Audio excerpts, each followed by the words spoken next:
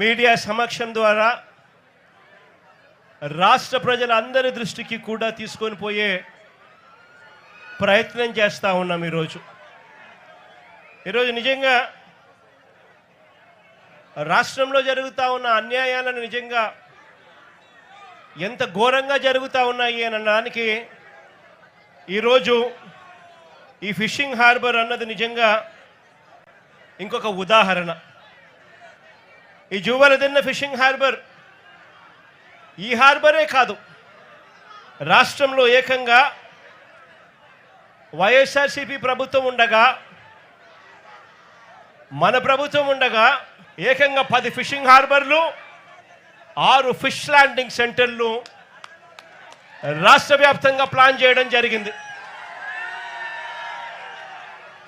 దాదాపుగా 16,000 కోట్ల రూపాయలతో 4 పోర్ట్లు, దాదాపుగా 3,800 కోట్ల రూపాయలతో 10 ఫిషింగ్ హార్బర్లు, దాదాపుగా 150 కోట్ల రూపాయలతో 6 ఫిష్ ల్యాండింగ్ సెంటర్లు,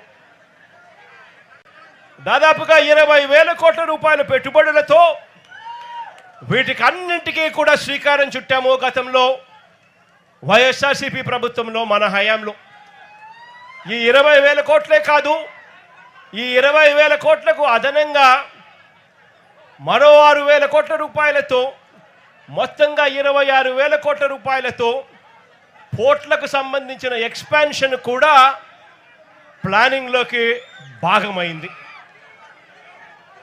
దేవుడి దయతో మన ప్రభుత్వ హయాంలోనే ఇవన్నీ కూడా అడుగులు వేగంగా ముందుకు పడతా ఉన్నప్పుడు ఆశ్చర్యం కలిగించే విషయం ఏమిటో తెలుసా? పోర్టులకు సంబంధించి ఇదే పెద్ద మనిషి నేను చంద్రబాబు నాయుడు గారిని ఇక్కడ గట్టిగా నిలదీస్తూ అడుగుతా ఉన్నా.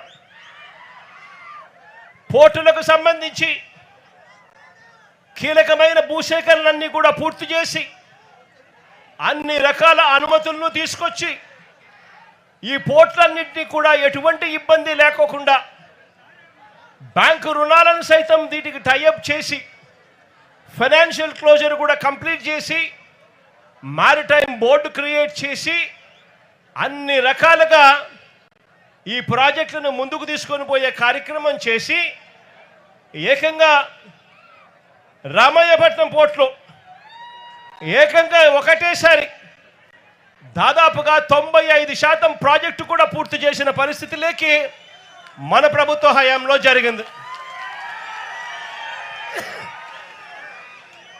శ్రీకాకుళంలోని మూలపేట పోర్టులో ఈ కీలకమైన భూసేకరణలు, అన్ని రకాల అనుమతులు, ఫైనాన్షియల్ టైఅప్లు ఇవన్నీ కూడా పూర్తి చేసుకొని ప్రాజెక్టు కూడా దాదాపుగా 35% పనులు కూడా వేగంగా పరిగెత్తించగలిగినాం.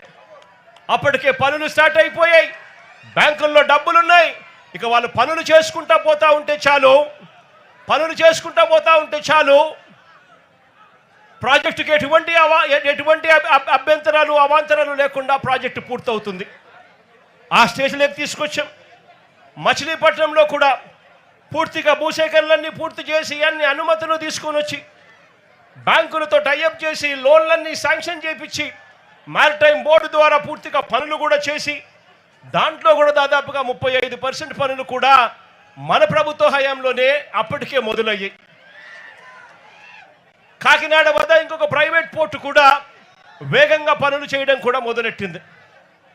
నేను అడుగుతా ఉన్నాను, ఆ 4 పోర్ట్లకు సంబంధించి సరే ప్రైవేట్ పోర్ట్ పక్కన పెడితే ఆ మిగిలిన 3 పోర్ట్లు, గవర్నమెంట్ రంగంలో ఉన్న 3 పోర్ట్లు ఇప్పటికే 2 సంవత్సరాలు అయిపోతా ఉంది.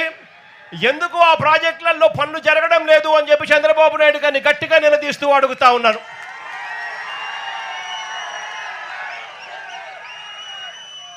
ఇవి కాకుండా మరో దాదాపుగా 3,800 కోట్ల రూపాయలతో మొదలెట్టిన 10 కొత్త ఫిషింగ్ హార్బర్లు. ఇందులో జువలదిన్న ప్రాజెక్టు కాసేపటి కిందటనే ఈ జువలదిన్న ప్రాజెక్టును కూడా రాష్ట్రానికి మొత్తానికి కూడా చూపించాం. ఈ ప్రాజెక్టు వైఎస్ఆర్సీపీ ప్రభుత్వ హయాంలోనే దాదాపుగా 300 కోట్ల రూపాయలతో పూర్తిగా ఖర్చు చేసి మార్చి 12వ తారీఖున ఈ ప్రాజెక్టును వర్చువల్గా కూడా ఇనాగ్రేట్ చేసే కార్యక్రమం కూడా జరిగింది. ఎన్నికల కోడ్ రావడంతో మార్చి 16వ తారీఖున ఎన్నికల కోడ్ రావడంతో ఇక్కడికి వచ్చి ఫిజికల్గా చేసే కార్యక్రమం ఏదైతే ఉందో అది పోస్ట్పోన్మెంట్ అయ్యింది.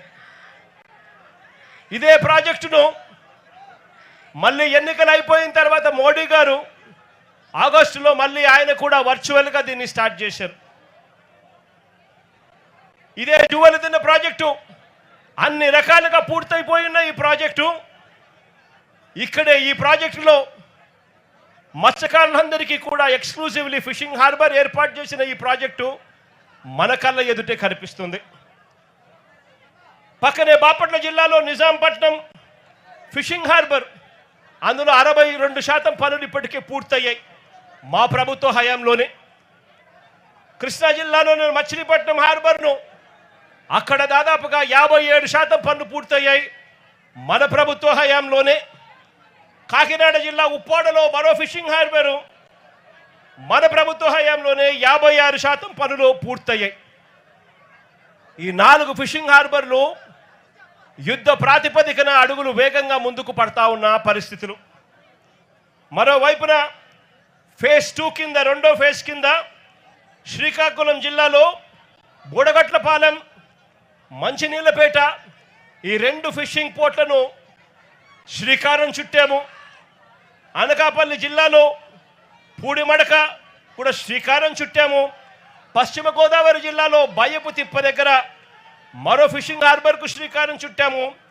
బాపట్ల జిల్లాలో వాడరేవుకు మరో ఫిషింగ్ హార్బర్కు శ్రీకారం చుట్టాము. ప్రకాశం జిల్లాలో కొత్తపేటలో కొత్తపట్నంలో మరో ఫిషింగ్ హార్బర్కు కూడా శ్రీకారం చుట్టాం. ఇవి ఫేజ్ 2 కింద ఈ ప్రాజెక్టులన్నీ కూడా ఫిషింగ్ హార్బర్లన్నీ కూడా తయారయ్యేందుకు రంగం సిద్ధం చేశాం. ఇవి కాకుండా దాదాపుగా 150 కోట్ల రూపాయలతో ఫిష్ ల్యాండింగ్ సెంటర్లు విశాఖపట్నం జిల్లాలో భీమిలిలోను, విజయనగరం జిల్లాలో చింతపల్లిలోను, అనకాపల్లి జిల్లాలో రామయ్యపేటలోను, రాజులపేటలోను, దొండవాకలోను, తిరుపతి జిల్లాలో రాయదరువులోను, కాకినాడ జిల్లాలో ఉప్పల్లంకలోను ఈ ఫిష్ ల్యాండింగ్ సెంటర్లన్నీ కూడా చర్యలు తీసుకున్నాం. నేను అడుగుతా ఉన్నా, రాష్ట్ర వ్యాప్తంగా ప్రతి 50 కిలోమీటర్లకు ఒక పోర్టు, ఆ పోర్ట్లతో పాటు ఒక ఫిష్ ల్యాండింగ్ సెంటర్లు, ఫిషింగ్ హార్బర్లు ఇవన్నీ కూడా ప్రతి 50 కిలోమీటర్లకు ఒకటి తీసుకొచ్చి బ్లూ ఎకానమీని, మత్స్యకారులకు మేలు జరిగించే విధంగా ఎకానమీని బిల్డ్ చేసే కార్యక్రమానికి శ్రీకారం చుట్టాం.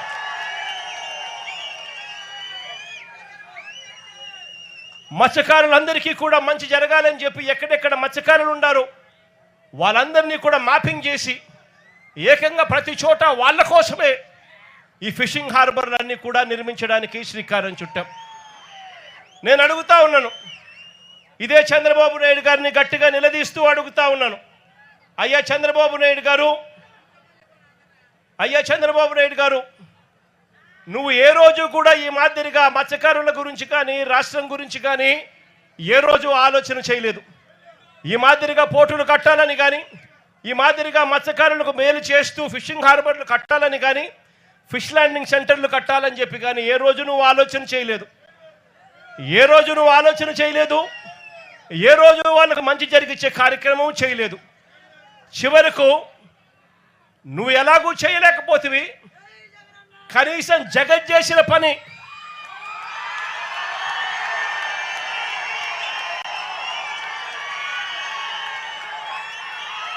జువెలదిన్నలో ఇక్కడే కనిపిస్తూ ఉంది. ఆశ్చర్యం ఏమిటో తెలుసా, ఈ జువెలదిన్న ప్రాజెక్టు తయారైపోయి 2 సంవత్సరాలు అయిపోతూ ఉంది. ఈ 2 సంవత్సరాలలో నేను మార్చి 12వ తారీఖున 2024లో జాతికి అంకితం చేస్తే ప్రధానమంత్రి మోడీ గారు ఇదే ప్రాజెక్టును మళ్ళీ ఆగస్టు 2024లోనే జాతికి అంకితం చేశారు.